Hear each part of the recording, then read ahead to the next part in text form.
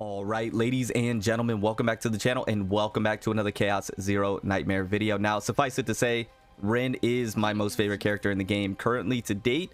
I do adore this character, and I've been really grinding her deck for the last couple of days to try and put together the perfect build, or at least what I consider to be the perfect build for her, and I think I did such as that. So I wanted to go ahead and share this with you all and do a quick symbol RIN guide, a breakdown for her as well. So if you do enjoy today's video, go ahead and drop a like, sub if you're new, especially if you get some value from it. Join the FPG fam. I would love to have you stick around. Thank you guys so much for all the support. Now with RIN, just to quickly do a simple breakdown for her, she is a single target damage dealer of the Void attribute. She can hit extremely hard once you get the right deck put together with her, with the right team synergy. She can really shine and really perform. It's getting her set up right. And now some people might find her difficult to use because of her Dark Mist stance, which is what her whole gameplay is centered around, the bread and butter, right? Now you know whether or not you're in the Dark Mist stance by this icon right here next to RIN. Now if it's not highlighted, it means you're not in the Dark Mist stance, and if it is highlighted like it is now, then you are in the Dark Mist stance. Now what is the Dark Mist stance? Well, the Dark Mist stance allows RIN's cards to do additional effects. So for example, this one right here, for one turn, retain Dark Cloud stance. Now if I was not in the Dark Mist stance, I would just have that top portion right there.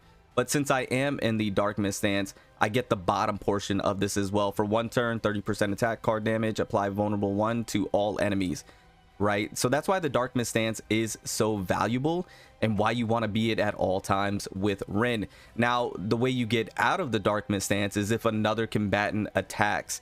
So for example, if I was to go ahead and do this Whirlpool, I would get out of the Dark Mist stance and this sword will no longer be highlighted. So some people find her difficult to use or a bit clunky because of that reason.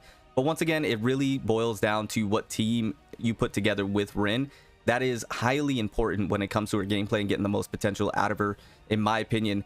So for that reason, I think this team right here is one of the best, if not the best team to put together with RIN, consisting of Veronica and Mika. The reason being, of course, we already know Mika, right? I don't have to go over that. But Veronica, because of her ballista mechanic, this is why these two are so well partnered together and the synergy is so strong between them two.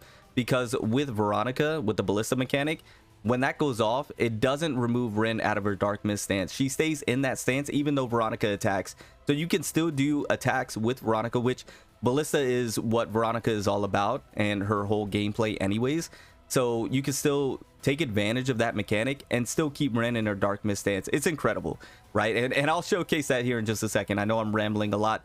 I'll showcase that here in just a second. But the other thing that I did want to talk about, and the deck that I put together and why I think it's so good, is because I noticed that with her ego skill, it provides 2 vulnerable.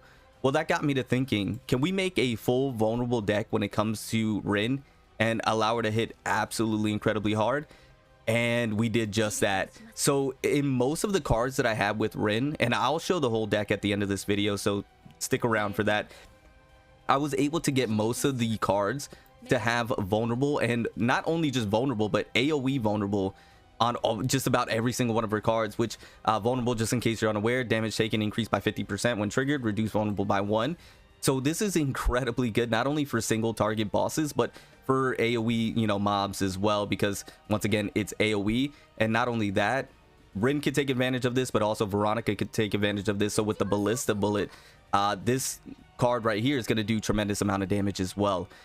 So I think the synergy in the deck that I put together here makes RIN shine incredibly well. But we're going to go ahead and show that off at this time. I know I rambled on long enough. So we're going to go ahead and apply this vulnerable right now. With this card right here, it actually allows RIN to retain the Dark Mist stance. So if I was to go ahead and use another attack card from, like, let's say Mika, for example, it won't remove the Dark Mist stance, which is pretty cool. It's not the best card in the world, but the fact that it has the vulnerable on there makes it a really good card. But I just wanted to go ahead and bring that up. But I'm not going to go ahead and use her card, because instead I'm going to go ahead and use this card right here, which is a strong card in my opinion. We're going to go ahead and pop that. Now, I could have certainly done her ult and got more vulnerable, but I want to get the right setup, right? I want to get the right setup to where I have all the cards, the attack cards that I need, and then we're going to pop all the vulnerables. Hopefully I can get that set up in this video. We'll have to see. But let's go ahead and go. So we're going to pop that. As you can see, pretty good damage, right? Now, of course, this is just a weekly boss, right? I'm not taking on like the hardest of content. It's just for an example, just to go ahead and show you some gameplay, right? Really quickly, just keep that in mind. I'm gonna go ahead and use this right here. Now, we do have this card, which I like a lot because we're able to do damage, but also we get -1 for 1 turn for all cards in hand. So it's a really good card. I like it. I'm gonna go ahead and pop this one because it's gonna give us shield, but it's also gonna give us resolve as well, which I like. So I'm gonna go ahead and pop that. Now we have this card right here, so we're gonna be able to draw 1 card and then gain Dark Mist Stance. So this is another card that can provide you the Dark Mist Stance, and for 1 turn gain 1 morale. So solid. A lot of benefits with this one. Also, another thing that I did want to mention with RIN, why I think she's such a good character as well, is because of a lot of her cards are inexpensive, either 1 cost or 0 cost. She has some 2 costs, as you've seen, but most of her cards are pretty AP efficient, if I do say so myself. So I'm going to go ahead and use this. We're going to gain 1 morale. So the combination or the stacking of morale and the vulnerable, it goes a long way. Now we have this card, which I was able to go ahead and restore this one. I like the look of this one. I just think Rin's such an amazingly designed character. But this card is really nice. So 191% damage and then +1 damage count according to the number of skill cards in hand. Now we have 3 skill cards. So keep in mind when you're using this card, make sure you use this one while you have all your skills. And then use your skill unless you have a skill that gives you like vulnerable or morale or something. So we're going to go ahead and pop this. And I love this animation. Love the sound effect on it as well. Sounds really, really nice. And then we're gonna go ahead and pop this one. To be fair, we probably could have popped that one and then popped the other one. That might have been a bit of a misplay, but it's all good. All good. Might have been a bit of a misplay, but it's all good. So right now we're just kind of setting ourselves up to be able to do a pretty juicy turn here in just a second, which is probably this turn right here. Is going to be pretty nice. So we're gonna go ahead and pop this. We're gonna get the morale, and we're setting ourselves up for something special. So I went ahead and replicated this card, and I actually did that on accident. I didn't mean to, but it actually worked out really nice because of the vulnerable again, and for the 1 turn 30% attack. So we're gonna go ahead and we're gonna pop. We're gonna go ahead and pop. And then we're going to do the drawing slash, but I want to go ahead and pop the ultimate.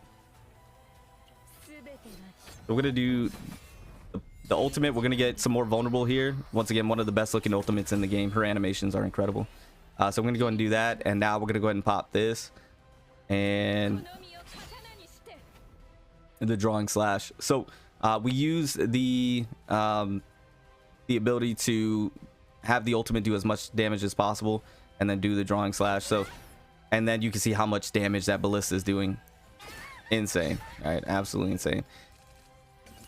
All right, and then we're gonna go ahead and use this card here.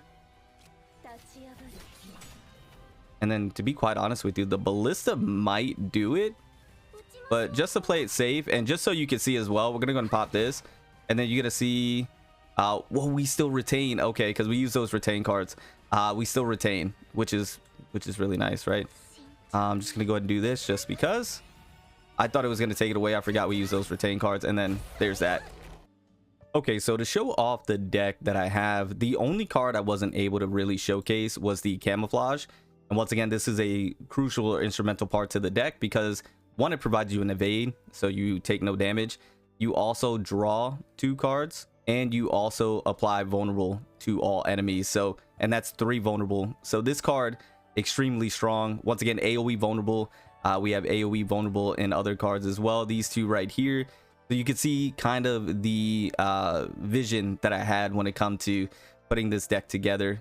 So this was the rest of the deck. And then you can see the equipment that I have as well. The TB, in terms of the stats, here are the current stats. Nothing too crazy. I have her level 50. For the partner, you can see the partner here. Once again, pretty basic, right? When it comes to the potential, here's the potential. I'm really still trying to build her up. It's just the resources, right? The resources are tough. And then when it comes to the memory fragments, nothing special here. So a pretty basic bare bones when it comes to her kit or equipment, I should say. It's all centered around the deck. And once again, I think this deck is very, very strong for RIN in particular. go hand in hand with the ego skill, to be able to just provide vulnerable on everything, right? So I love Rin. I think she's an amazing character, an amazing combatant. You just need to get her there, and then once you get her there, she absolutely pops off. And then once again, Veronica and then Mika, fantastic. Also, you could supplement Veronica with Ray, really good as well. And then there's others like Nia. Nia's really good as well, so you could do Nia instead of Ray, or Veronica with Mika if you want. There's plenty of different options that you can take advantage of when it comes to Rin. You just got to make sure that you're taking note of the Dark Mist stance and keeping that in mind every time. So anyways, guys, I do hope you enjoyed today's video. Quick breakdown. Rin is amazing, and I'll see you all next one. Remember to stand out, be different, have fun, go further beyond in everything that you do. My name's Cody. Call me further. I'll see you all next one. Bye, guys.